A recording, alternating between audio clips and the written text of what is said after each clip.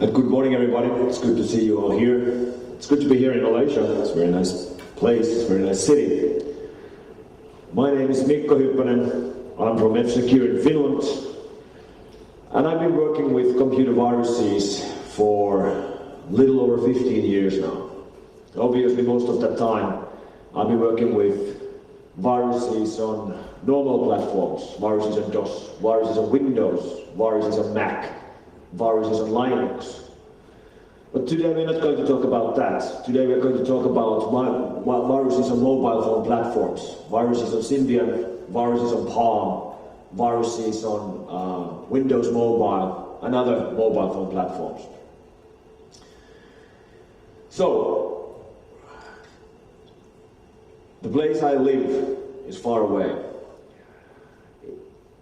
We will be having lots of snow coming right about in 2 months' time.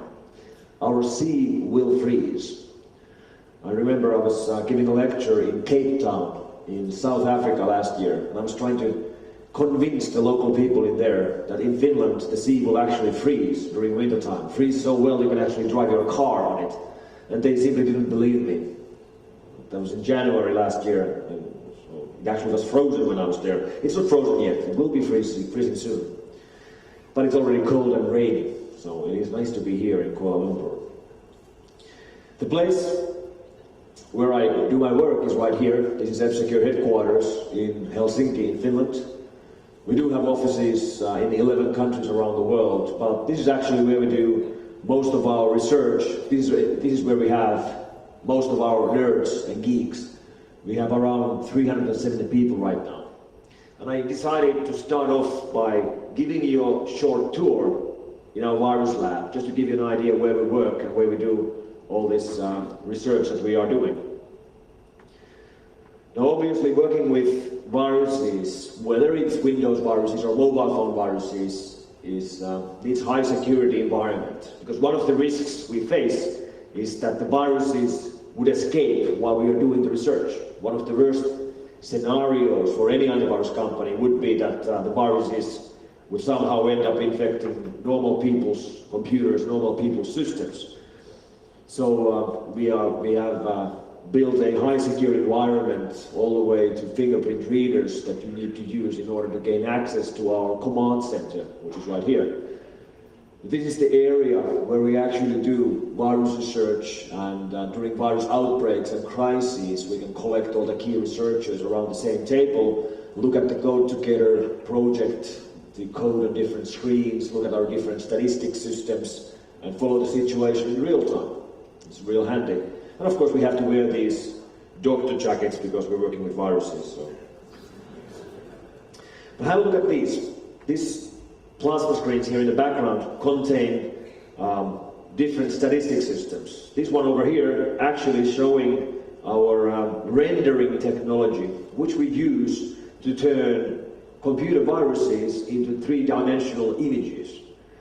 We can use this technique with any code, including mobile phone code. It doesn't actually have to be a virus. We can take Doom 3 and turn it into a picture like this. The way it actually works is that we take any binary, unpack it, remove any encryptions or packaging protecting it, run it through IDA to get an output of it, and then we run it through a series of Python scripts which will render three-dimensional script out of it, which we then use Blender on Linux to turn it into a three-dimensional picture. So what you see here, each of these boxes is one routine of the code of the virus. The virus you're looking at right now is bagel.ag. So each box is routine, different colored boxes mean different kinds of routines, and the lines connecting the boxes mean that these routines call each other. And of course, because the algorithm we use to do this, the algorithm we use to render the image is constant. It means that one binary always gives the same output. So we can actually use this to compare different viruses to each other. If you take one code and look at it, and then you render another piece of code, if it's a variant, if it's related virus, the pictures look similar. And this is obviously very handy, because one of the big problems antivirus companies have is naming and coming up with classification, whether this new virus we just found is related to any of the existing viruses we have. And obviously it's much easier looking at pictures than reading hundreds of lines of code and trying to figure it out from there. And you don't have to, you have to remember we are receiving several dozens of viruses every day. We are finding new viruses at the rate of 60 to 70 viruses every day. Here on the other side, we have another interesting technology which we use to follow the statistics of the virus situation globally. So this is showing different maps and showing where viruses are infecting systems right now. So with this technology, we're actually receiving back from our customer base information on which viruses they've blocked and the IP address of the machine that blocked it. And we have technology to turn those IP addresses into coordinates and put them on the map. And if we are getting lots of reports of a virus from one single location, we just draw a bigger blob in that area, like here. So there's something going on in Europe right now, something in Beijing, I think. I think it's San Francisco. So with this kind of technology, we can just look at the code, also look at the map and get an idea about where things are happening. And we can actually zoom in on any country. We can look at all the viruses or just one virus. We can look at the situation in real time, or we can look at the last month or the last year, giving us a very good view of the situation. Very nice technology, and it helps us in actually figuring out if we have to do an alert on a new virus or not. Now it's quite different making sure that Windows and Linux viruses don't escape. All we have to really do is make sure that the systems we run them on and we test them on are isolated, that we don't connect these machines to any public networks. It is quite different when you want to make sure that viruses spreading over radio waves don't escape. And of course, these would be viruses spreading over technology like Bluetooth, technology like MMS, multimedia messages, technology like wireless LANs, which we actually haven't seen yet being used by viruses, but trust me, we will. In order to fight problems like these, and in order to analyze them and run these viruses safely, we've built RF labs. These are isolated rooms which have copper aluminum lining, so when you shut down the door, all the radio traffic inside stays inside. And this allows us to take a bunch of victim phones, take them inside an RF lab like this, and actually run viruses there safely. These rooms are isolated and certified to be isolated up to 35 gigahertz. So NMT traffic will not escape, GSM traffic will not escape, Bluetooth will not escape, 3D or UMTS will not escape, even microwave ovens won't escape. The only radio traffic that will still go through is radars, because radars operate on such a low frequency. And of course we're not worried about radars in this environment. But it's almost funny, because when you are working on a mobile phone virus in a lab, you have to be really careful that someone else won't just walk on in and open the door. Because if somebody would walk in and open the door, the viruses wouldn't really escape. They might hit some sales guy's phone who would just be walking in our lobby. And of course we can't have that.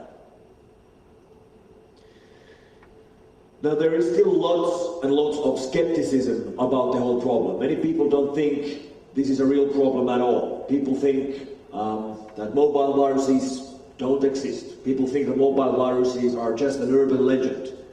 Or that, yeah, they might exist, but surely they're not infecting anybody really in the real world. It's just all hype being drummed up by antivirus companies. Well, let me tell you, it's not hype, it's not an urban legend, it's real. It is already happening. Let me give you some examples. We believe that there have already been tens of thousands of mobile phones infected worldwide during the last 15 months. We have reports of the most widespread mobile phone viruses like Kabir and Warrior from over 30 countries around the world, including reports right here from Malaysia. We work with several large operators, we work with several large mobile phone manufacturers, we work with companies on all levels of mobile phone issues. For example, Nokia headquarters are like 2 kilometers away from our headquarters. And I believe that's actually one of the reasons why we started researching into this whole area to begin with back then in 1999, over 5 years ago. And we've been working with lots of telcos and mobile phone operators, and they keep telling us surprisingly large numbers. Like one telco operator with over 8 million mobile phone subscribers say that so far they have disinfected 13,000 mobile phones. That actually is not an operator, it's like a mobile phone reselling chain. Another company, a mobile phone operator with 9 million customers, told that they are right now receiving over 200 infected phones every day. Another operator with 2 million customers checked the statistics on their MMS, multimedia messaging gateway systems, that all the messages sent by their users go through. And they were surprised to find out that 3.5% of all of their MMS traffic was actually viruses. And I was surprised that the figure is so high already. 3.5% of all the MMS traffic on a fairly large operator is caused by ComWarrior and Mabier, the only known MMS viruses. And of course, multimedia viruses, which spread by sending itself in MMS messages, create costs. Sending MMS messages costs money. Depending on where you are, in Europe, typically it costs you €0.50. I checked here in Malaysia, it costs you half a ringgit, which is fairly cheap. Nevertheless, if you have a mobile phone virus sending MMS messages to all the phone numbers, infect your phone, you can just do the math. If you have 200 phone numbers in your phone book and you get infected, that will cost you €100 or 100 ringgit. And that's already real money. And there's already been real cases, several of them, by several operators, where angry customers have been asking for a refund of their mobile phone bill from the mobile phone operators to cover the charges caused by a virus. Some of the operators have refunded the money, some of them have not. And in fact, you could claim that perhaps they shouldn't, but it really is the user who made the mistake and got infected in the first place. Because mobile phone viruses still are always accepted by the user. You'll see this in just a moment. Now, when we look at how fast mobile phone viruses are spreading, we actually get an interesting analogy to the old PC viruses. We used to be fighting viruses spreading on PC side on several different mediums. For example, back then when the PC virus problem was brand new, basically all the viruses were boot sector viruses or floppy viruses, spreading on these. Remember these? Floppy disks? They aren't really very popular anymore. It's almost funny, but this used to be virus problem number one. Viruses spreading on floppies. And obviously viruses spreading on floppies, when they go and spread around the world, it will take a year for a new boot sector virus to go around the world. That's what it used to do with viruses like Stoned and Yoshi and Form and vSign. It takes a year because the only way to spread a boot sector virus from Kuala Lumpur to Helsinki in Finland is to take a floppy and fly from Kuala Lumpur to Finland. It doesn't spread in any other way. Viruses like these used to spread when people traveled with infected floppies. So they were really slow in spreading. And this is interesting because what we're seeing now with mobile phone viruses is that for a new mobile phone virus spreading over Bluetooth, it typically takes a year to become a global problem because Bluetooth spreads to phones close to you. The only way to get a Bluetooth mobile phone virus spreading from Kuala Lumpur to Helsinki is to board a plane and fly to Helsinki with an infected phone. So it takes roughly the same time. Of course, we got rid of boot sector viruses already around 1995. Then we run into macroviruses, then into email worms like Melissa and Love Letter and Swen and Buckbear and Sobik and Baidu and Bagel and Netsky and Maito. All these things we're still fighting today. And they take roughly 24 hours to go around the world. And the reason why it takes 24 hours is that people all over the world, when they're reading their email, they get infected. And of course, if a virus outbreak would start here in Malaysia right now, we would only get reports of that virus from Asia and Australia, because in Europe and in USA, people are sleeping. They don't read their email when they're sleeping. Then after 2 or 3 hours, people in Moscow would wake up, they would start to get infected. Same thing in India. 2 hours later in Eastern Europe and London, Barcelona. Then it would be quiet for 3 hours. Then New York and Boston would wake up, we would start to get reports from there. 4 hours later from San Francisco and Los Angeles. And the same thing happens in basic, or at least in theory, with multimedia messages or MMS viruses spreading on mobile phones, because people don't use their phones when they're sleeping. So at least in theory, MMS viruses become a global problem in 24 hours. And of course, we've seen even faster problems like network worms, code red, slammer, blaster, sasser, welching, and so forth, spreading in just minutes. We haven't seen anything that fast yet on the mobile phone side. Another interesting analogy I'd like to draw from the traditional virus side to the mobile side is the change in virus writers. Because we used to be fighting kids. We used to be fighting teenagers. We used to be fighting hobbyists. People who wrote viruses because they thought it was neat, they thought it was cool, they thought it was interesting or exciting. People with weird motives like that. Now, we don't much see these people anymore. The enemy has totally changed. We used to be fighting these, but today we're fighting guys like these. Professionals, criminals, organized activity. People who write viruses or get viruses written for them to send out spam, to become spam millionaires, to do phishing scams, again to steal money, to steal credit card numbers, or to launch distributed denial of service attacks, either to take out competitors or to ask for extortion fees. I'm not going to go in details in these cases, which are fascinating, but not really relevant to the case at hand, because we haven't yet seen this happening on the mobile phone side. On the mobile phone side, all the threats we've seen so far are more or less kids fooling around, writing viruses just to try if it can be done. But trust me, this will change. Sooner or later, the criminal elements will move in, just like they moved in on the PC side. A very good example on how much the situation has changed on the PC side is the fact that many people are still worried today that if their computer gets infected by a virus, the virus will delete their files, or the virus will format their hard drive. Well, hello, that isn't happening at all anymore. It used to be the standard thing that viruses did, 10 years ago. Then viruses were destructive. They were formatting hard drives all the time. We haven't seen destructive PC viruses at all for over 5 years. None of the current viruses are destructive, because the virus writers don't gain anything by deleting your files. They're doing something much worse, like keylogging your passwords and your credit card numbers, or hooking up your PC to a botnet to launch attacks.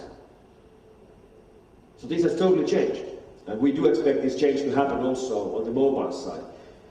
On the PC side, it took over 10 years until the change happened. First viruses were found in 1986. First criminal attacks to make money with viruses were seen in January 2003. This will happen much faster in the mobile phone side, of course.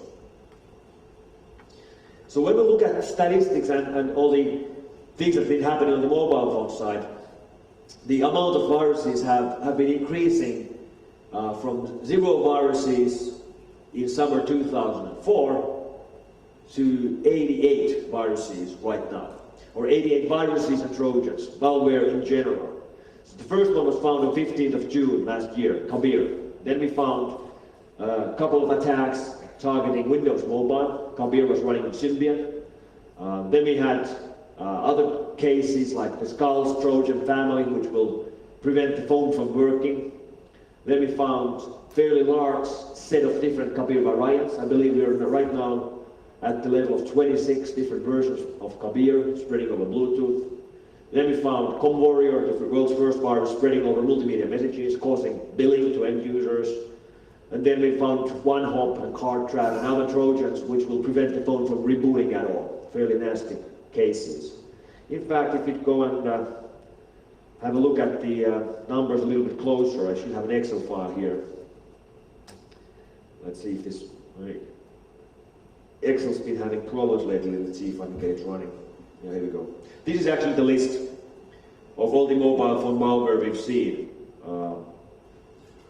Starting from the first cases like Liberty and Phage, which were seen in 2000 targeting Palm.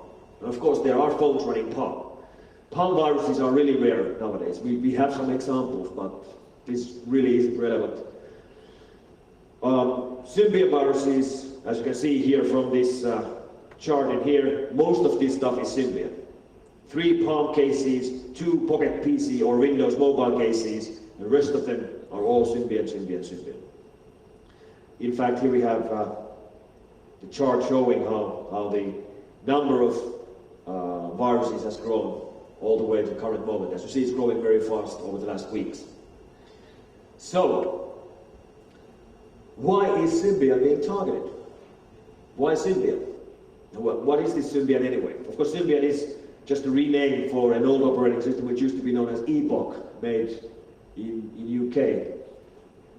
Nowadays, Symbian is owned by the mobile phone manufacturers. It's being used by several large mobile phone vendors, Nokia being the most important, but it's also used by Siemens, it's also used by Motorola, it's also used by Sony Ericsson, it's also used by Panasonic, it's also used by Samsung. I don't remember what's the last count of phones running Symbian, but it's somewhere around 100 or so. So Symbian is the market leader. That still doesn't mean that it would be really common. We have over 2 billion mobile phones on the planet. Out of those, only around 4% are smartphones, which are running any operating system like this at all. Symbian is the market leader in that 4%, but it really means that the vast majority of phones on Earth are immune because they aren't running an operating system that could get infected in the first place by any of the current viruses. We, for example, haven't seen Java viruses yet, which would target mobile phones. And that would be a bad situation because Java, as you know, is very, very common. Almost every phone has it. And those of you who were here in Hack in the Box 2 years ago might remember Adam Kodiak's excellent presentation on security vulnerabilities in J2ME, Java Mobile Edition, with remote problems in most of the phones, including old-style closed phones, which aren't running any open operating system at all. So, who writes these? Where are all these viruses coming from? Well, we have several cases of viruses being written in European countries. We have some of them written in Brazil, and quite a few of them written in Asia. Asia actually is the biggest source of mobile phone viruses at the moment. And many of them are coming from Malaysia. There are several known virus writers operating in this region. We are tracking at least 4 of them. I actually am wondering if there's any of them in the audience right now, so please stand up if you're here. We'll pick you up. Now, Malaysia is a source of viruses. Philippines is a source of mobile phone viruses. Indonesia is a source of mobile phone viruses. We can't really explain this, why they are being written right here, but they are. Perhaps the mobile phone or these Symbian-based phones or smartphones are really common here. They are being used by people because they're cheap. They're being subsidized by the local operators. And it might just be a fad. Someone starts writing them and then his friends get interested and they share the code, stuff like that. In fact, the reason why mobile phone viruses are targeting Symbian so heavily isn't just about the fact that Symbian is the market leader. Of course, Windows is being targeted by virus writers on the PC side because Microsoft is the market leader. Most of the computers on Earth are running Windows. So of course it makes sense for virus writers to target Windows. Obviously it's not the only reason. We have also reasons like social explanations. For example, Linux users or Mac users. Like Mac OS X right now has 0 viruses. If you're running a Mac, you're running a Mac. You don't need an antivirus. There's no viruses that will infect you. But the reason isn't just that Windows has such a huge market share, and the reason definitely isn't that Mac would be safer and wouldn't have any security holes. Of course it does. The reason actually largely is social. People who have Mac like Mac. People who have Mac like other Mac users. There's this feeling of togetherness. So if you really love your operating system, if you really love the system you're working on, you're not going to end up running viruses, infecting the operating system you like, and hurting your friends. Same thing protects Linux, at least to some extent. It doesn't protect Windows, because nobody loves Windows. However, that's not the only reason why we've seen this phenomenon on the mobile side. In fact, 2 years ago, when we were waiting for the first mobile phone viruses to appear, we really thought that the first mobile phone viruses would be running on Windows Mobile or on Pocket PC. for many reasons. First of all, obviously there's virus writers who hate Microsoft and want to write viruses targeting their operating system. Second of all, there's much more people out there who know how to program Windows than who know how to program Symbian. And then there's much existing examples, and Microsoft is putting out SDKs showing you how to port any existing Windows code to Windows Mobile and to Pocket PC. So basically anybody could just take the latest source code of Bagel or latest source code of Mido, which are floating in the net, and recompile it on these mobile platforms. Surprisingly, nobody's done it. So Symbian is the target, and the reason, in addition to market share, really is that there is source code of Symbian viruses floating around. Most of these viruses hitting Symbian are just hacks or modifications of the existing viruses. So this phenomenon feeds itself. Because there are lots of Symbian viruses, we're getting more and more Symbian viruses.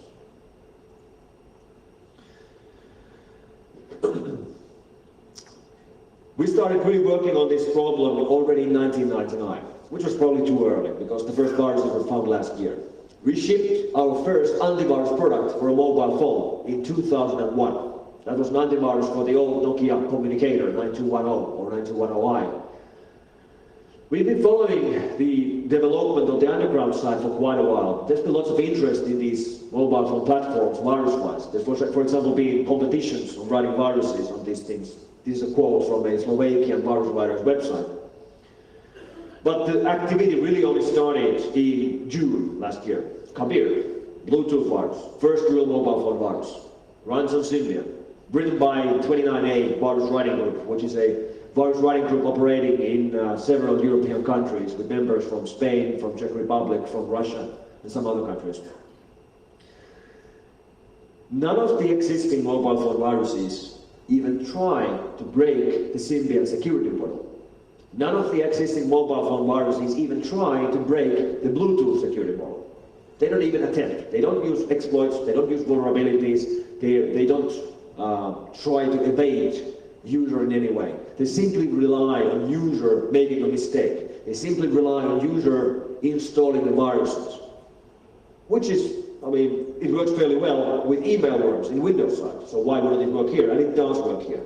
But it's important to note that none of these viruses break Symbian security model in any way. In fact, in some ways, Symbian is much safer than Windows is. For example, Symbian will always warn you when you are about to install an unknown application, which Windows has never done, most likely will never do. So let's have a look at this in detail. What do the mobile phone viruses actually look like when you get infected? I'd like to show this to you live, but obviously if I would be running Bluetooth viruses here, they would infect mobile phones in the audience, and we can't have that. The range of Bluetooth is, by the specs, it's 10 meters. In reality, it's 20 to 30 meters. If I have an infected phone right here, it would reach most of the phones in the audience. Plus, it would reach phones behind that wall, phones next floor up from here. So these things do have a fairly large range, but obviously it's not going to jump from one city to another. You have to travel with the phone to get it spreading. So let's have a look what it looks like. User, when getting infected by any Bluetooth virus, will get a series of questions. First question, of course, these are a little bit different on different phone models. This is a Nokia 7650. Will show a message like this. Receive message via Bluetooth from, and then it shows the name of the Bluetooth name of the sending phone. In this case, the phone is called Nokia 3650. Then you have to answer yes or no. If you click yes, then you get a message asking install Caribe. Of course, Kabir, the virus writer who wrote Kabir tried to name it Caribe, but as we usually do, we don't name viruses like virus writers want us to name them. We typically modify the name a little bit, which is exactly what we did here. So the question is, install Caribe, yes or no? If you answer yes, then you will get a warning. A warning saying installation security warning, unable to verify supplier, continue anyway, yes or no. If you still click yes, then you get infected, and now your phone is infected with the virus and it will try to beam itself to other Bluetooth phones in the range. So, you would think that nobody would ever get infected by a virus like this. Like, who would be stupid enough to click yes to these questions? Like, this really can't be spreading anywhere, can it? Well, actually it is. It's spreading in over 30 countries. And there's a very good reason why it's spreading. And now let me show it to you. Here's a video that we shot in our virus lab, in a safe RF lab area, showing you in practice how this happens. So what we have here, we have two phones. The phone here on the left side is clean. You can imagine that this is your phone in your pocket. And we are right now infecting this phone with Kabir. And we'll see what happens. It will take a moment, the virus installing, copying its files. It will soon show the name of the virus code right here, Caribe. And then it will start sending Bluetooth connections, finding the only phone in the room, which is here. And the phone shows receive message via Bluetooth from Nokia 6630, yes or no. Now imagine, this is your phone. It's in your pocket. You're in a bar. Your phone will start showing this message. Of course, you will not notice it. It won't ring, it won't vibrate. It will simply show this message. So it's sitting in your pocket, asking you this question. Of course, one thing that could happen is that you, by accident, keep clicking yes. That's not too likely. What is more likely, that after 10 minutes you decide to call your girlfriend. All right? So you pick the phone from your pocket, you take it in your hand, and you start to punch in the numbers. However, the numbers won't work. You can't dial, because it's asking you a modal question. Before you can use the phone for anything else, you have to answer this question, yes or no. You can't call, you can't send messages, you can't go to the menu. You have to answer yes or no. So of course, you try answering no. Let's see what happens. We answer no. When you click no, the message comes back. It comes back. It comes back. It comes back. It comes back. So you can't. Oh, here we go. Let's go back. You can't actually use the phone, because every time you use the phone or try to use the phone, you get this message sent by the Bluetooth or displayed by the Bluetooth connection asking you yes or no, and no doesn't work. Every time you click no, the virus will try to resend itself. It sends itself over and over again. It gets locked to your phone, sending a constant row of these questions to your phone. And of course you get frustrated. You have to call your girlfriend. You can't make the call. No doesn't work. Then you try yes, and then you get infected. So this is actually what's happening in the real world. This is why people are clicking yes. This is why people are getting infected. It all makes sense when you see it. It doesn't make sense at all when you look at the specification. Like, why would anybody click yes? Well, they click yes because they have to call their girlfriend, and no doesn't work. So that's what's going to happen. As you see, when you start clicking yes, the installation goes through, and install Caribe, installation, and you're getting infected. Now, when we started studying Bluetooth viruses, we went through several steps. The first step, which we actually did, because we needed to double check that the virus works, and we needed to double check the functionality, which we of course can do partly by looking at the code, and partly by testing the virus. So obviously, if you just take static code of a virus, we use IDA, just like pretty much anybody else. IDA can disassemble ARM code. You get this is the code of Kabir, and you can read it through. It's not actually even that long. Of course, this is a little bit weird language, and Kabir itself has been written in C, so it's not obvious at all what it's trying to do. Of course, you get the messages and the file names it tries to copy itself. And if you look at the functions it's calling, you'll see that it's using OBEX, Bluetooth file transmission protocol. But obviously, we also have to be able to run the viruses, double check that they actually work, and look at the code, or look at the functionality with practical testing. So the first step we did is that we got in touch with Nokia, and we ordered, we asked if they would be nice enough to build us phones without Bluetooth at all. So they made a series of 5 of their most common models for us, which didn't have the Bluetooth chip at all. Perfectly normal phones, they don't have the Bluetooth chip, so the Bluetooth can't spread further, of course. So we were able to run these viruses in our normal offices and see exactly what happens without the risk of spreading the virus. But obviously that wasn't good enough, so we then started building these RF labs, which you actually see right here, copper and aluminum lining. That's a picture when we were building them. And let's have a look at the situation, just how far and wide they've been spreading. This virus was found in June, first in the wild report from Philippines in August last year. of course, right next door from here. And then slowly but surely it started to spread around the world. To Singapore, to United Arab Emirates, to Beijing, to New Delhi in India. Then it jumped from Asia to Europe. And we actually know how this happened. It was a guy sent by his employer for a 2-week work assignment in New Delhi from Oulu, which is up north in Finland. He got infection to his phone while in India, then he flew back to Finland, walked the streets of Oulu for 2 weeks, spreading the virus further until realizing what was going on. And then it's been slowly but surely going around the world. Now, we do know that the main reason why and how people detect that they are actually infected by Kabir or most of the other Bluetooth viruses is that they start to pay attention to their battery life. Like normally, you might have a phone which you have to recharge every 2 days or every 3 days. Once you get infected by Kabir, it will drain your battery in 2 or 3 hours. So you have to be recharging all the time. And this happens because it opens up the RF comm and the Bluetooth connection all the time, trying to send itself to any device. And Kabir is really stupid. It will try to send itself to any Bluetooth device. It will try to send itself to my mouse, because my mouse is a Bluetooth mouse. Obviously, it cannot infect my mouse. It's not running Symbian, but it will try. And that's obviously not very clever. So Bluetooth viruses are still the biggest problem we have. We've seen many cases of infections in places where there's lots of people from different countries gathered around to a single room, just like what we have here. This would be a typical place where Bluetooth virus is spread. If you scan for Bluetooth devices around you, you'll find 10 to 15 phones. Well, that's what I saw yesterday when scanning here. And of course, when you go to places where there are even more people, they spread even better. We saw several outbreaks during the Live 8 concerts during this summer in many different countries where they were having these concerts.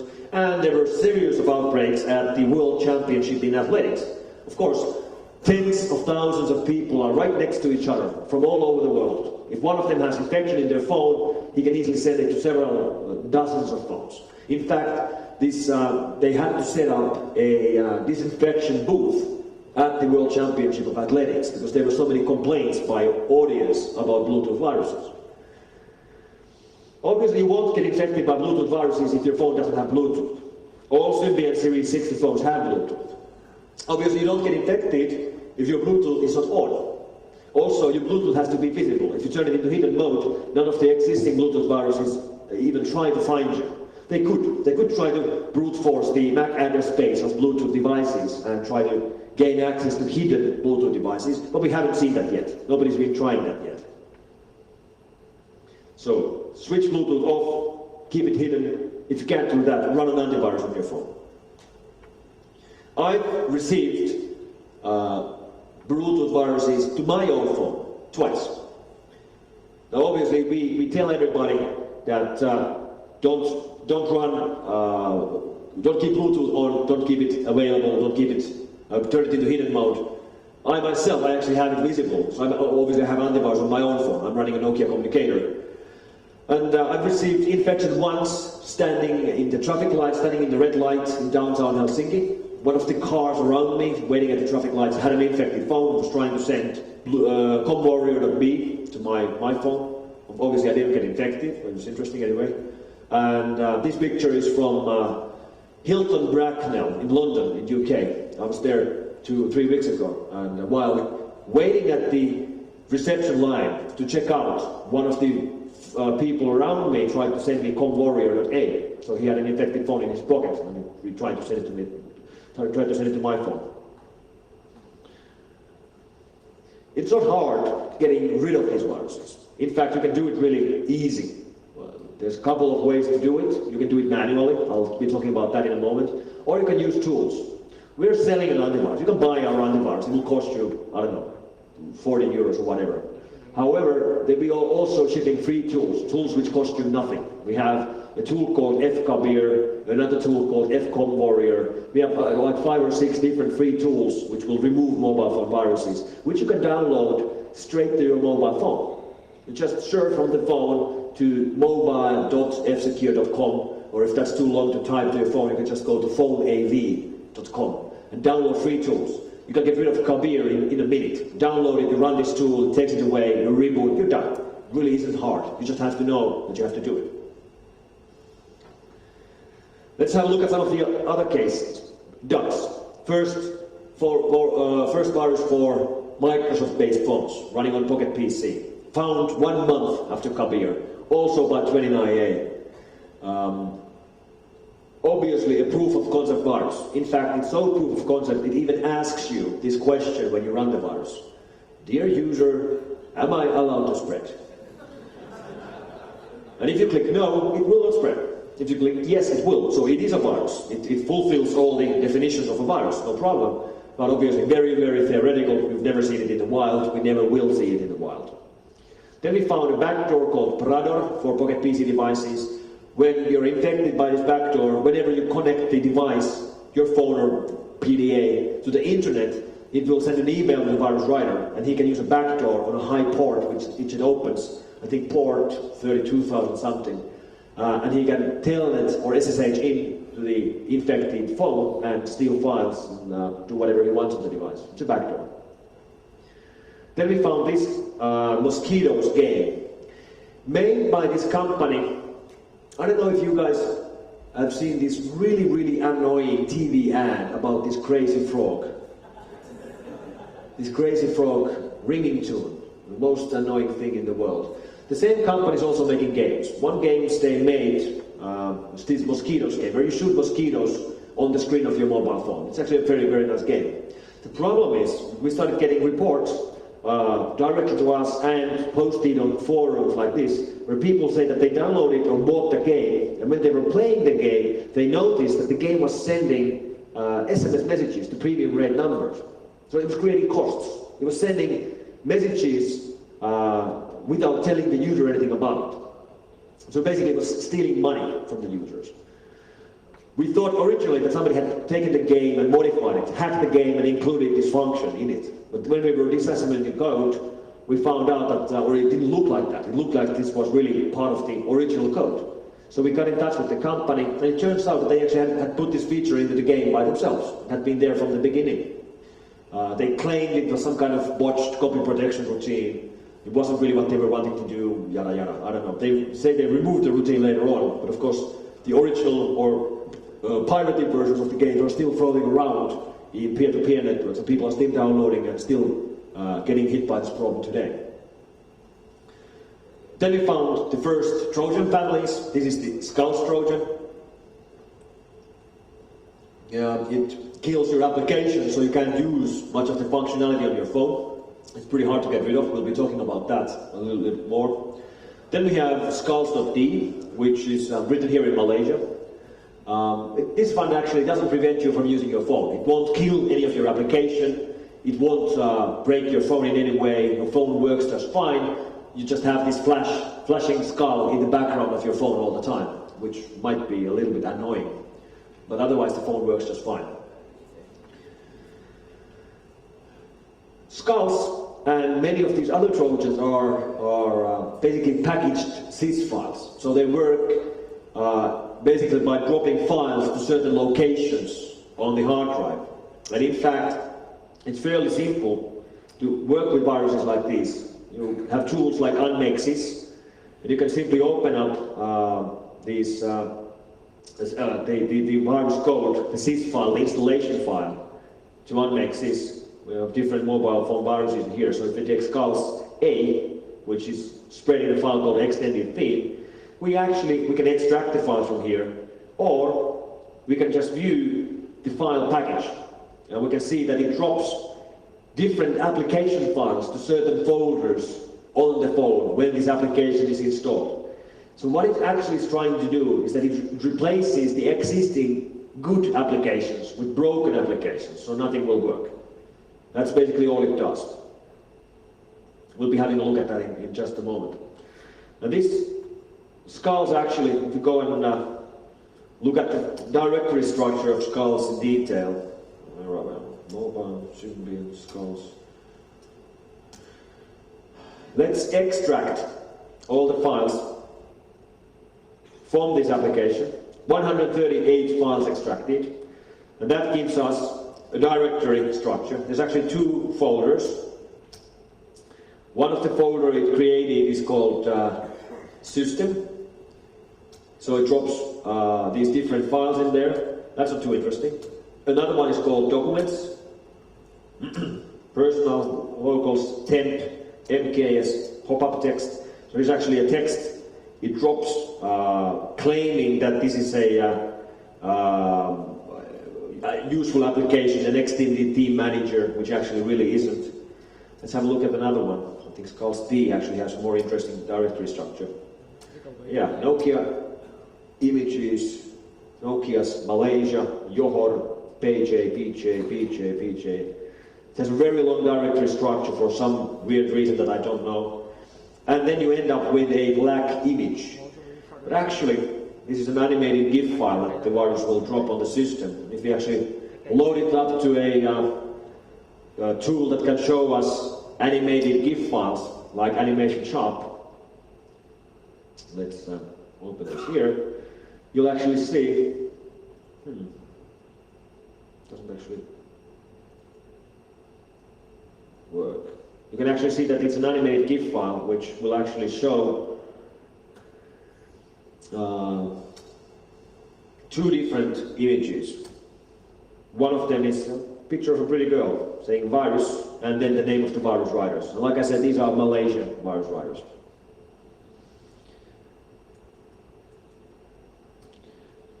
Then we found a series of new viruses resembling Kabir, written in Brazil. We named them Lasco. And these were being distributed from a website called Marcos Velasco Security. And we thought that this was a nickname of some Brazilian virus writer. To our surprise, we later found out that it wasn't a nickname. This was the real name of a real guy. There really is a guy called Marcos Velasco, running a website at velasco.com.br. He posts mobile phone viruses to his website. He also posts pictures of himself, of his family, of his wife, of his kids, of his parents, of his holiday trips. This guy is a PC repairman. He has a PC consulting company in Sao Paulo. And his hobby is writing mobile viruses and putting them on his website. Apparently this is not illegal in Sao Paulo or in Brazil. And many of these Trojans, like Skulls, are actually hitting people's mobile phones because they're downloading pirated games, downloading mobile phone games or applications which have been cracked from websites like this one or from peer-to-peer networks. In fact, there even are groups specializing in cracking mobile phone games, just like there's cracking groups for on the PC side or on the Windows side nowadays. And this is the most typical way that these Trojans are being distributed, because Trojans, like Skulls, don't replicate further. They only hit your phone and that's it. They don't infect anybody else. Then in March this year, I got a phone call from Sweden. Somebody was asking, what do I know about a virus called ComWarrior? I never heard about it, so I started Googling. So I went to Google and I searched for ComWarrior and I got two hits. One of them going to this website at Yahoo, or Tribot. Website done by some Russian guy who had written the first MMS virus in history. Virus spreading over multimedia messages. Guy using a nickname called Elodor. There's some Russian texts inside the virus, such as the one below here, which in English it means no to brain deaths, or something like that.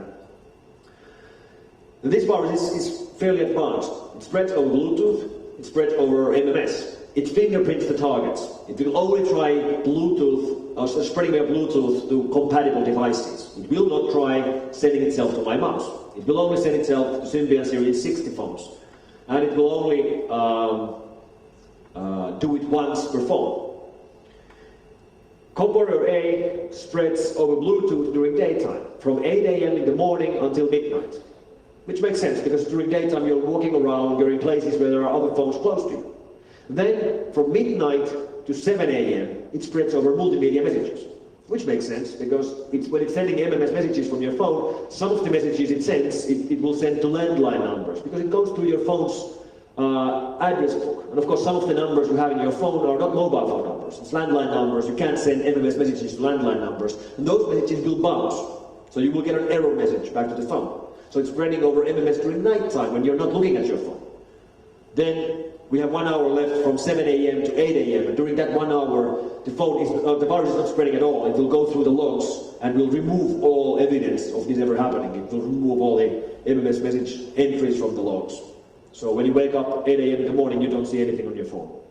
So it is fairly advanced. And you would think that ComWarrior would actually be spreading much worse than it is. Because if you just think about your own phone, like how many phone numbers do you have in your phone book? How many of those people you list in your phone book know you? How many of them trust you? How many of them would open up whatever you send to them? How many different countries do you have listed in your phone book? My communicator has 1,600 numbers in 30 different countries. If I would get infected, I would infect 30 countries. So it actually is fairly worrying when you look at this at the theoretical level. But it actually hasn't been spreading even as widely as Kabir. We have reports from 18 countries right now, including number 9, Malaysia. Let me show you another video. This is ComWarrior spreading and showing how fast it spreads. The phone up here is getting infected. These are clean phones, 5 different phone models. Pay attention. Pop, pop, pop, pop, pop. They all get infected within 1 second. Or actually they don't get infected. You still have to open up the virus. We'll get the same kind of alerts because the application has been signed, just like you get with Kabir. But it is very fast. Then we found Mabir, another virus written by the 29A group. This one also spreads over both Bluetooth and MMS. It's actually a hack or modified version of Kabir. That's why we named it Mabir. It's like multimedia Kabir. And this is actually a very nice technique or social engineering technique that it uses to spread. It works so that when your phone gets infected, unlike ComWarrior, which would immediately send itself to all the numbers in your phone book, Mabir does nothing. It just sits on your phone. It doesn't send itself to anywhere. Then, when someone else calls me, let's say you would call me, we would have a normal phone discussion. After we hang up, Mabir would wake up and send a multimedia message to you. Same thing happens if you would send me an SMS. The virus would pick up the SMS and reply immediately with a multimedia message, which is infected. And this makes perfect sense. Like, I send a message to somebody and he replies. Of course I'm going to open the message. It makes perfect sense. Or we just had a phone discussion. 1 minute after the discussion you send me a file. Of course I think it's somehow related to what we talked about. I'm going to open it. So this is very, very technical, or a very good social engineering trick. 2 weeks ago we found the blank font, which is not remarkable in any way, except it's interesting the way it activates. It removes all the fonts from the phones. So you end up with a phone which can't display any texts. You can see all the icons, you can see the user interface, but there's no texts. And this is actually, it's fairly tricky. For example, to disinfect a phone like this. You can go and download an antivirus program, and you can disinfect the virus fine. It's just really hard using the antivirus program because you don't see any texts. You have to navigate without seeing what you're doing. You can actually take another phone at the same time and press the same keys. Of course, you can do it like that. So then you know what to do. Then we found Doomboot, which is distributed in mobile phone pirated sites, claiming that it's a skin replacement. It will display pictures of pretty girls on your phone. And actually, it's nice enough. It actually does display pictures of pretty girls on your phone. However, next time you start try booting up your phone, it will not reboot. So that's why it's called Doomboot. Your phone will crash during the next reboot. You will not be able to get it up and running. And some of these mobile phone Trojans that really try to break the phone can be really hard to disinfect. We've made some tools to help that, but it's not always easy. Then last week we found Card Trap. This is a first virus on the mobile phone side which will try to spread, or actually it's not spreading to Windows, so it drops 2 Windows viruses. And the logic is that when your mobile phone gets infected, if your mobile phone has a memory card, like most mobile phones nowadays do, it will drop 2 files onto the memory card. So suppose the virus is thinking that the guy who gets infected by a mobile phone virus is going to try to disinfect the virus. He might just take the memory card and put it to his memory card reader on the Windows PC, and then when he looks at the memory card, this is what he will see. Some of these are real files, some of them are not. For example, one file it drops is an autorun file. So there's an autorun.inf file which will try to run this fsb.exe file. But autoruns are not supported on memory cards. I haven't been able to find any memory card reader that would support autorun, which of course is supported on, for example, CD-ROMs. So that most likely will not work. It might work on some system, but we haven't been able to find any. However, the other trick it does is fairly nice, because it drops a file called system.exe, which has the icon of a system folder. And one thing an infected user might think that he wants to do is that he takes the memory card, puts it in his PC, and browses to the system folder of the card, because it makes perfect sense that the browser is probably in the system folder. So when you put it to memory card reader, what you have this folder and you have this folder. One of them is real, one of them is not. One of them is actually a file called system.exe, but as you know, by default, Windows doesn't show exe extensions. It hides known file types. And because the icon is the icon of a folder, it looks like a folder. So let me ask you this. Which one would you click? Which one would you open? Which one would you double click? Let's have a raise of hands. Those of you who would click on this one to open up the system folder, please raise your hands. All right. Those of you who would click on this one to open up system folder, please raise your hands. Very good. Those of you who wouldn't click on either one, please raise your hand. Very good. The virus is the one in the bottom. The one with capitals is the fake one. That's, if you double click on that, you get infected. Interestingly, this actually is not related, but while doing research into AutoStart files, I found a Korean manufacturer that's actually manufacturing USB hard drives, like normal USB sticks, which claims to be, it lies to the system that it's not a USB stick. It lies that it's a CD-ROM drive. So the UID of the USB specification allows the device to tell what kind of device it is. And this one is actually lying that I'm a CD-ROM drive, which means when you put that stick into any Windows machine, it will run the AutoStart file from this stick. So you can put anything you want on the stick it on your friend's computer, and it will run whatever is on the stick. I just ordered a couple of those. I haven't received them yet, but they will make a nice demo, I'm sure. So, we have 20 minutes to go. Let's have a look at some of the functions of these things. First off, Symbian file system. The way files are stored in Symbian. There's different drives. The C drive, which is a RAM, that's where it's flash RAM, that's where all the applications are, that's where you can copy whatever you want by yourself.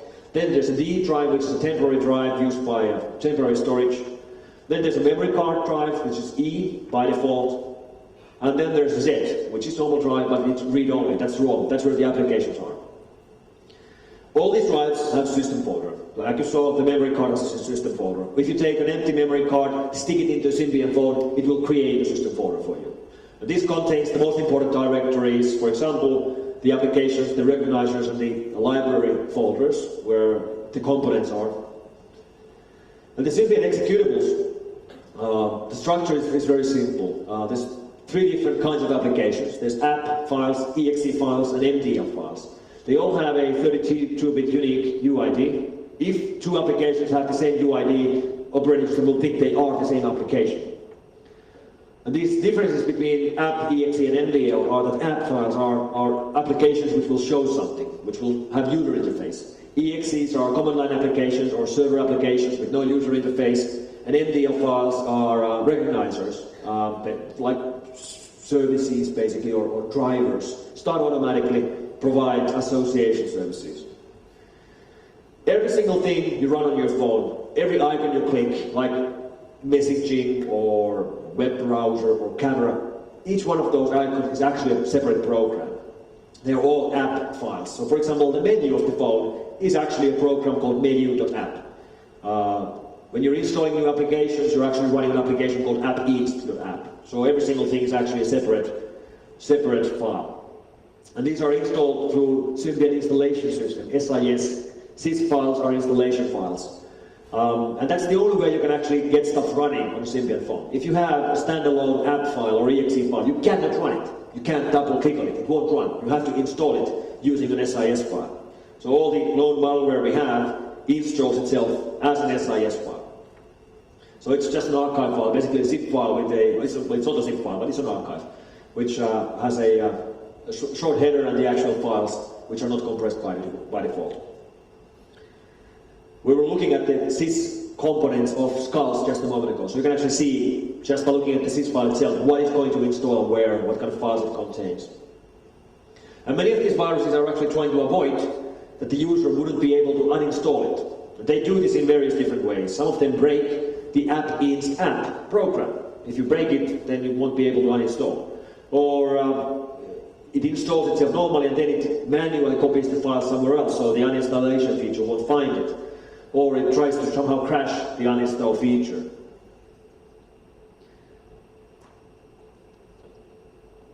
So whenever you're trying to launch something on the phone, when you click on, for example, the web browser icon, the operating system will look at different places for the application. By default, the application is on the ROM drive, on the Z drive. However, if there is a folder with the same name, which contains an application with the same name on any of the other drives, it will use that instead. So for example, if you have z/foo/bar.app and c/foo/bar.app, it will run the one from C. And this is a feature. They did it like this, so if you need to upgrade your web browser, which is one by default in ROM, you can just copy a new web browser with the same name to your C drive and it will run that instead. Many of the Trojans use this feature to overlay and to break the ROM application. They copy broken versions of Symbian applications to C drive, and they will then get used instead of the working ones. So how do you work with an infected phone? Well, you can look at the process list by just keeping down the menu button on Symbian Series 60 phones. It will show you the list of the applications running. You can delete or kill applications by pressing C. This works for many of the Trojans. It works for Kabir. It will not work for ComWarrior. ComWarrior, well, I wouldn't call it a rootkit, but it will remove itself from the process list. We haven't seen any real rootkits on Symbian side. You can download separate applications like process viewers. The ones I'm recommending are listed here. File managers, file explorer, and get a little bit more details from your phone. That's what the process list looks like. So you can see what's running, and you can kill applications by just pressing C when the application is chosen.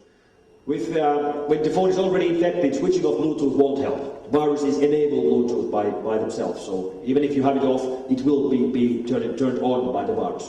So move away from the masses. You want to work with the phone somewhere where there's not a lot of people around you. Check the list of processes, kill unknown processes, scan the phone, download stuff from mobile.fsecure.com or from phoneav.com, which go to the same site. And we have these different tools that I mentioned, which are totally free. We'll take away most of the common viruses out there. There are also ways of formatting the phone, which really isn't necessary for any of the mobile phone malware out there. And I'm mentioning them anyway, just so that you know. On all Symbian Series 60 phones, if you dial *#7370#, which is an undocumented feature, it will ask you if you want to format your phone. This is a high-level format. Works on all Symbian Series 60 phones except 7710 from Nokia, where you have to dial something else. I don't remember what it is. If you need it, let me know. And then you have a hard format, which is a low-level format, which you do by shutting down the phone, pressing down the green button to answer the phone button, keeping it down, pressing star, keeping it down, pressing 3, and keeping it down. And then you turn the phone on, and you keep these down all the time. And it will not ask you anything. It will not ask you for security code, it won't ask you anything at all, it will just do a low-level format on the phone. So be careful, don't do this, don't do it on your friends' phones either.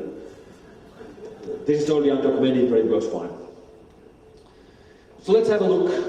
We'll have some phones here at stage, and let's see in practice some of these things that we've been talking about. I have here two different phones. They're both from Nokia. We could actually be doing these on any Symbian phone, phones from Samsung or Panasonic or Motorola or Sony Ericsson would work fine. So this really isn't just a Nokia problem. Many people think it's a Nokia problem, it actually isn't. So what we have here is a Nokia Communicator 9500 and a Nokia 3230. So let's have a look, for example, at some of the tools I was talking about. I was mentioning this File Explorer tool, which is right here. And so this tool will enable you to browse the phone system, look at the drives. We can actually see the drives I was talking about right here. So we have C drive, D drive, Z drive. Don't have a memory card inside right now. If I would have a memory card, it would show up as drive E. Nothing special in here. We can browse to the folders. This phone is clean, there's no infections. But as you can see, system folder exists on all the drives. This is the ROM drive. Application folder contains all the applications. So for example, web browser is right here. Web browser.app. Alright. I'm now showing the process list. Keeping down the menu button will show up what we're running. All the applications we have are running right here. And then pressing the C button will exit applications. This way you just kill off viruses. So we just killed off a process. Then we have here an antivirus application. Actually, we can go over here. Starting up an antivirus, that's how an antivirus program looks like on a phone. In fact, let me start an antivirus here too. So we have two different Symbian antiviruses running. This one running on Symbian Series 60, this one running on Symbian Series 80. And we can, for example, start a virus scan through the phone, just double check that it's clean right now. It's actually very fast scanning through a phone like 3230 because it doesn't have too many files. Scanning through my communicator, which has a 2 gig memory card, will take 5 minutes at least. Alright, scan is done, infected file 0, scan 198 files. Alright, let's do something more interesting. Let's go to the file manager on the communicator here.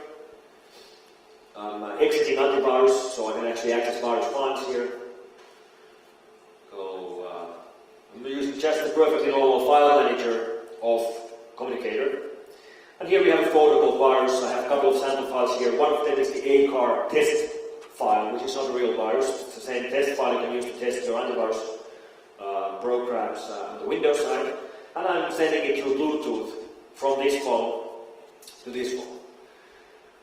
I'm not stupid enough to browse for Bluetooth names right now because I know there's many of you in the audience who just change your Bluetooth name to something really funny, so I'm not going to do it.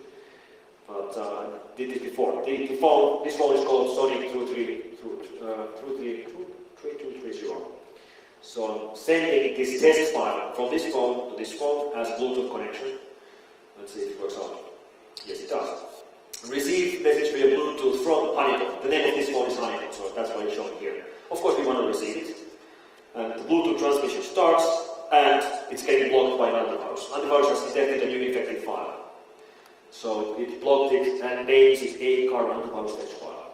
So the antivirus is working in real time, scanning all the Bluetooth traffic, it's scanning all the MMSs, it's scanning whatever you download from the web. Working in the background just like any of the normal antivirus programs work on the Windows side. Alright, well this is not fun. We have to turn the antivirus off if we want to get something interesting done. So let's delete this file we just sent. Oh, this is actually good to show. The name of the file which we blocked is btobex.tmp. So that's the temporary name used by the operating system when receiving Bluetooth files. BT for Bluetooth, OBEX for the OBEX push protocol, FTP protocol that uses to transmit Bluetooth files around. So we'll delete this file. Then we go to settings. We're actually here. Change the scanning from real time, which scans for applications in real time, to manual. So now it only scans files when I'm going and initiating a scanning manual. So now the phone is not protected. Great. Let's set some stuff there. What we have here is a file called extendedp.sys. The same file we were looking at on my computer just a moment ago. So this is cars.a virus. Let's set it on Bluetooth. Do the same phone. Sony 2320. Here we go. I used to have a phone. Okay. Very nice. The reason stop it. Come on, I'm doing a demo here. Let's cancel this. Let's restart.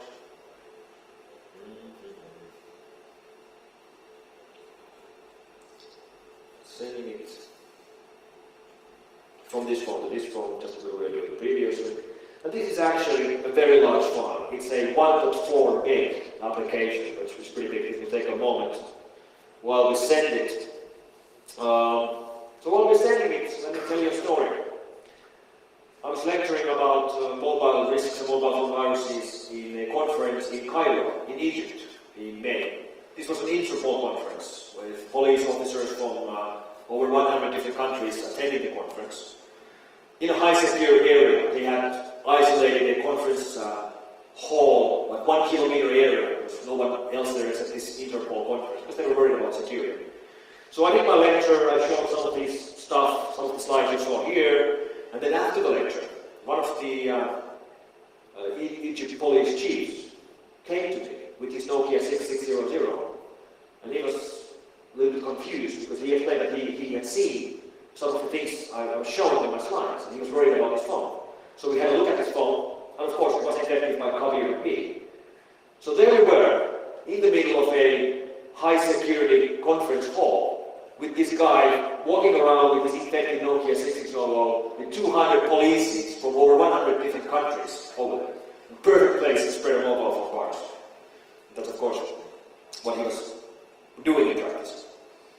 The whole experience actually was very interesting. It was the first time I've never had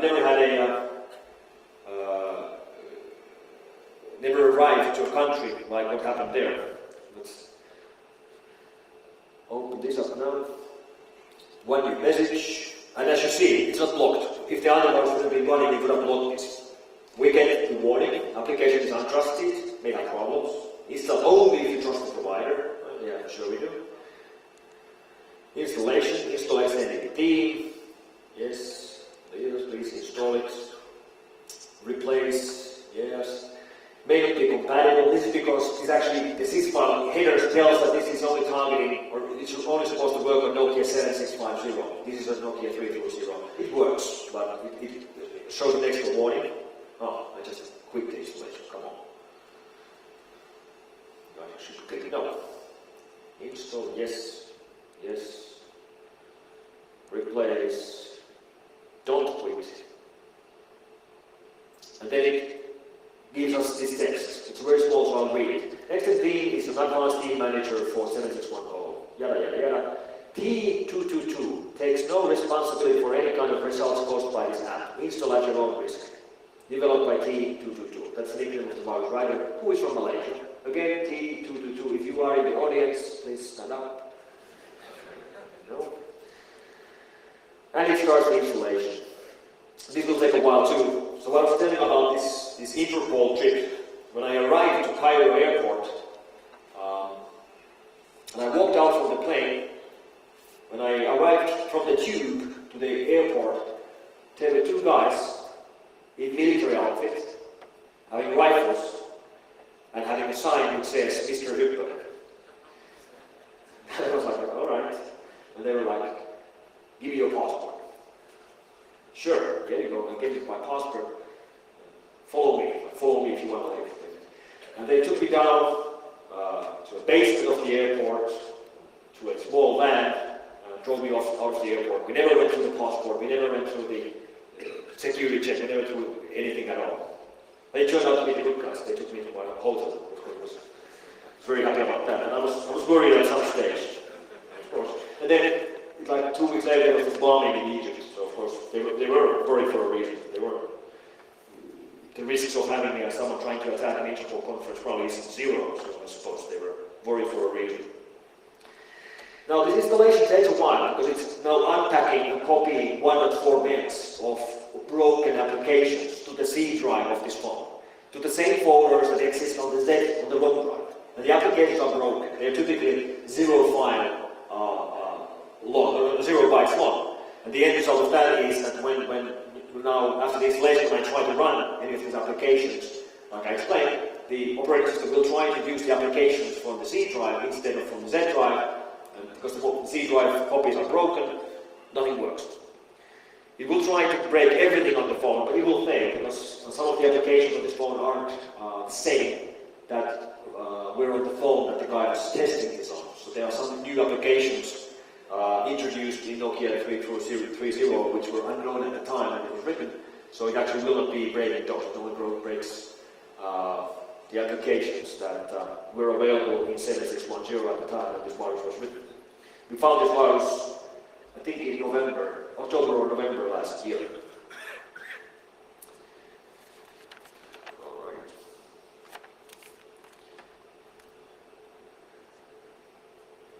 Nokia is of course the biggest user of Symbian and Symbian Series 60, which is the user interface these phones are all using. Series 60 is actually the name of the user interface. And you can get a full list of all the Series 60 phones by visiting series60.com in the net. And it actually isn't obvious for the end user at all what operating system is running. You don't really know. It doesn't say anywhere that it's Symbian. Well, it does if you look really hard, but it's not obvious.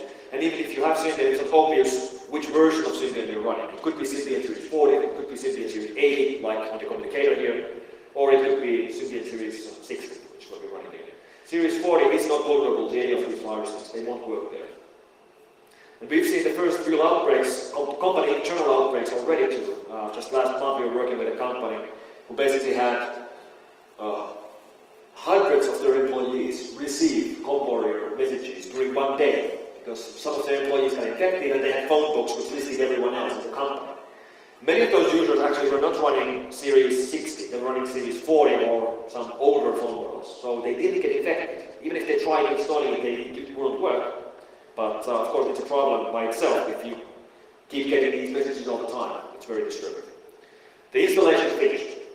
It said installation complete. Everything seems to be normal. And when we go and click the menu button now, we end up to a menu which looks quite different than what it used to look like. We have skulls replacing most of the applications on the phone. And when we try to click on these, they won't work. So that's what the phone Trojan is trying to do. It's not a virus, it will not spread further from my phone, but nothing works. I can still make phone calls. Oh, who's this Mikey Ryder? Shut up. It will still be able to make phone calls, it will still be able to send SMS messages. Or actually, is it? Let's try to go to messages. I think it will work. No, it won't. Yeah. So it manages to break much of the functionality. Some applications like visual radio still works because it didn't even try to break this one. Okay, that's pretty much what I wanted to show here. Of course, if this would be a real phone, next step now would be to run it in an antivirus scanner and remove it, but that takes forever. So let's try some of these reformatting tricks that we were talking about. So like I mentioned, if you dial *#7370#, when I click hash, I didn't click any of the call buttons, I just click hash, and I get a message saying restore original phone settings. Phone will restore. And if I click yes, it will do a high-level format. It won't take very long. I'm not going to do that right now.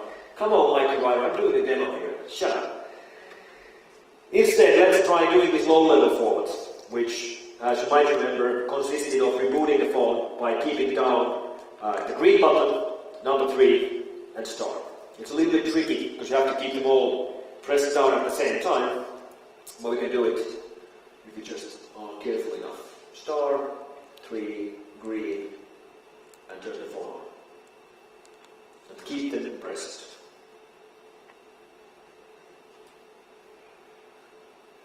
It doesn't work every time, but when it does, it's actually pretty nasty because it really doesn't ask you any questions or any kind of security alerts. This high-level format will ask you for the security code, and if you don't know the security code of the phone, you won't be able to do it.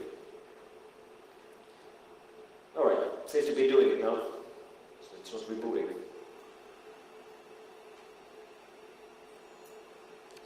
Alright. Go accept it. Booting up. Thank you very much.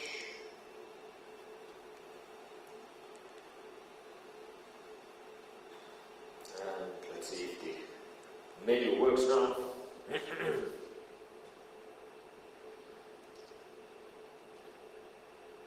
Still booting up, so it takes a while. Yes.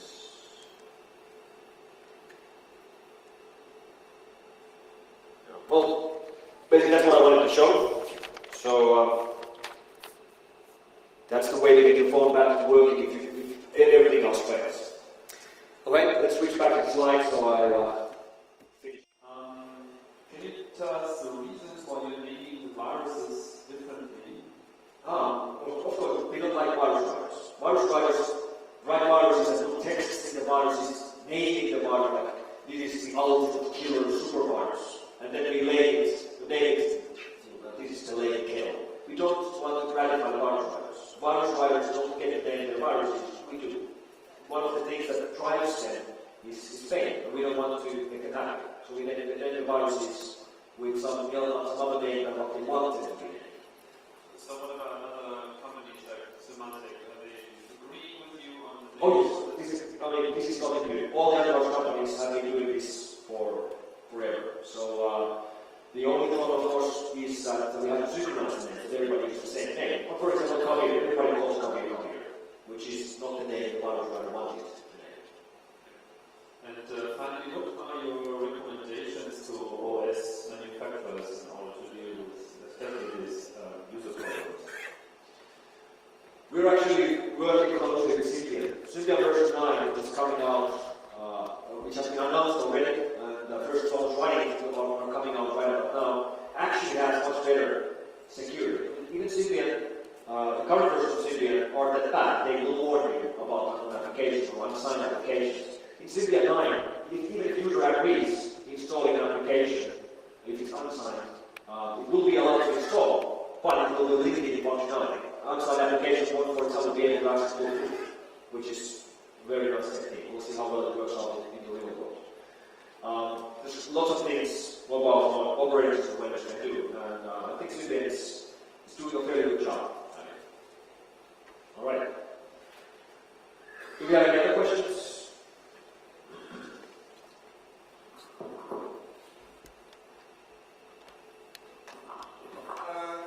What are the methodologies to locate the viruses properly? Do you mean how do we find the viruses, or do you, the mobile viruses, they are in different places, right? Mm-hmm. Yeah, how do we detect it and locate it? I mean globally. Right. How do we find it, or how do they get sent to us? They get sent to us from end users, and from operators, and from mobile phone vendors that know it. Obviously, when the user gets into the problem, it typically goes to the operator, or the phone manufacturer. And we work with them, they take it up with us and ask our help. So most of the samples of new viruses we get are coming either from the users or from the operators. I think we're a little bit on schedule, so I'd be happy to answer any of your questions privately after this talk.